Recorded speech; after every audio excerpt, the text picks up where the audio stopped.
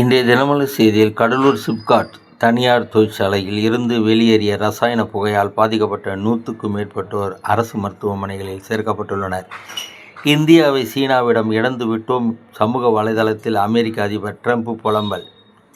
50% வரி போட்ட பின் இப்போது புலம்புவது ஏன்?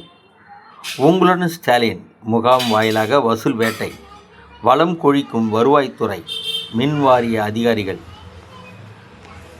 தருமபுரி மாவட்டம் கம்மம்பட்டி பஞ்சாயத்தில் 100 நாள் வேலை திட்டத்தில் ரூ. 219 திரும்ப கேட்பதாக புகார்.